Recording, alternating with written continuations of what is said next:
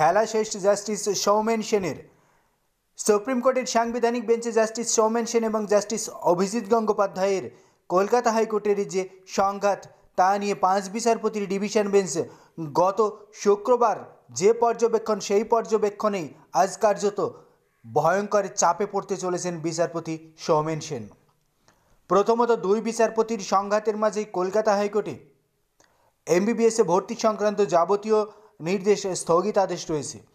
তার মাঝে জাস্টিস সৌমেন সেনকে 2021 সালে বদলি নির্দেশ দেওয়া সত্ত্বেও কলকাতা হাইকোর্ট ছেড়ে তিনি কেন যাননি, সেই প্রশ্ন উঠতে শুরু করেছে। আর 2021 সালে বদলি করার পরেও টানা 3 বছর কলকাতা হাইকোর্টে তিনি রয়ে গিয়েছেন। এর পিছনে কার হাত রয়েছে, কার নির্দেশে তিনি কলকাতা হাইকোর্ট থেকে বদলি নেননি, সে বিষয়টিও এবার খতিয়ে দেখতে চলেছে সাংবিধানিক বেঞ্চ। মূলত 1984 সালে সুপ্রিম কোর্টের এক ঐতিহাসিক রায়কে কার্যত হাতিয়ার করে সুপ্রিম কোর্টের সাংবিধানিক বেঞ্চের কাছে আপিল করেছেন বিচারপতি অভিজিৎ গঙ্গোপাধ্যায়।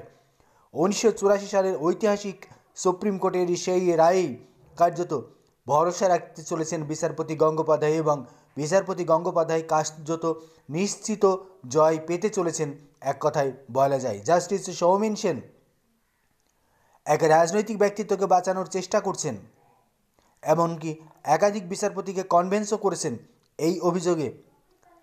বিচারপতি অভিজিৎ গঙ্গোপাধ্যায় 5 বিচারপতির সাংবিধানিক বেঞ্চে আপিল করেছেন, যা নিয়ে আজ দ্বিতীয় শুনানি হতে চলেছে এবং সেই ক্ষেত্রে সব থেকে এগিয়ে থাকছেন জাস্টিস অভিজিৎ গঙ্গোপাধ্যায়।